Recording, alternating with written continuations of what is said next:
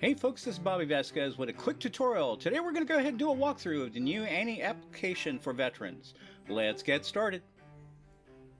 If you are a new user, welcome, and we hope that this quick start video will help you get started in using ANI right away. Now, if you are currently an ANI user, a lot of the functionality is going to look very familiar. But understand there are some new changes in place right now in the application, and there will be some additional functionality coming your way throughout the year of 2022. Alright, let's go ahead and get started with the walkthrough. Now, once you are registered, when you log into ANI, you will be presented with the My Messages page.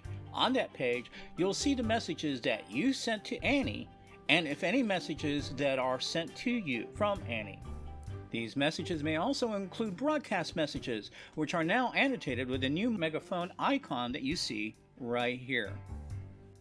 Now let's go ahead and take a look at the bottom of the page. And you can see there's a place where you can go ahead and respond to any of the ANI messages that you can send in, also as well as sending in commands.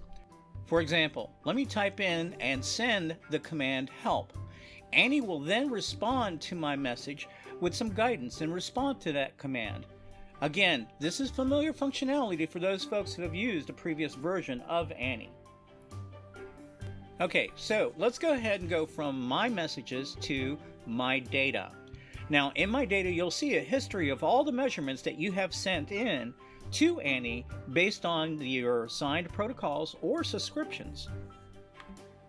Alright, let's go ahead and take a look at the measurements within the chart.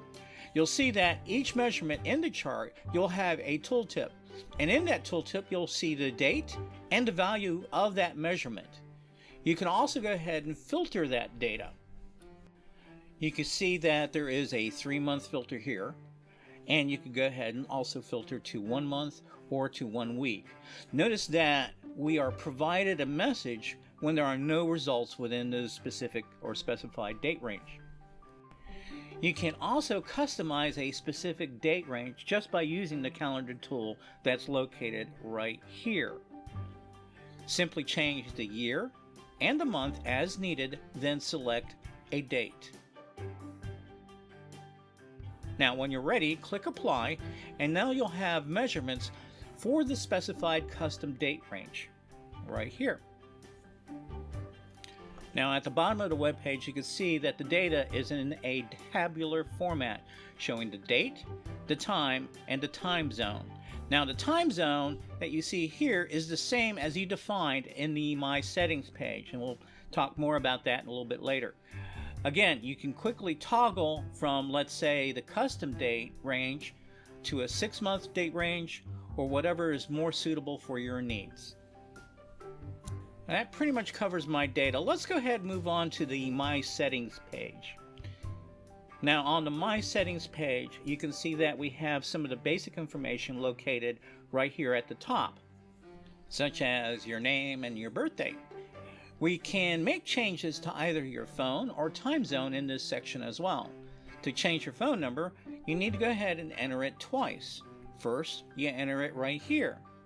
Once that's complete, then you go to the next field to confirm that phone number by re-entering it right here.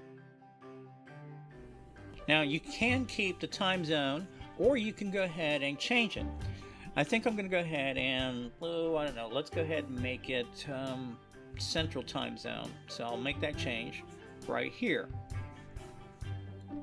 Alright, with that selection made, I'll go ahead and scroll down.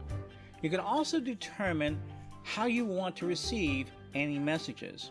You have 3 options. Please read the paragraphs above to help you determine which one of those options are the most appropriate. Alright, let's go ahead and talk about broadcast messages for a bit. You can select topics of interest and a facility for broadcast message. Now, if you don't want any messages, you can disable those topics if you don't want to receive these types of messages. That said, in this case, I do. So I'll go ahead and re-enable them. Once I've confirmed that the changed information is appropriate, I'll go ahead and click the Save button right here.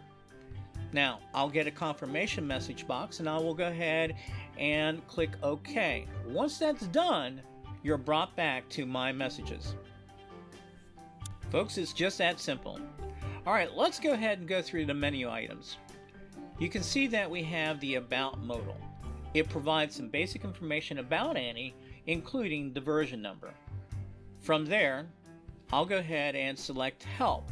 Now in the Help modal, you'll see that there is a phrase that is highlighted. This is your access point into the training materials for Annie. It will give you insights on how to use Annie, and you can also access some of our video tutorials. All you got to do to clear it is click OK, and the modal will go ahead and disappear. Now, for those users who have used Annie before, this application looks very similar to the previous version. But keep in mind that throughout the year 2022, progress of new features will be introduced into the veteran application, making it more robust and easier to use. Well folks, that's it for me. Thank you for spending a little bit of time with me.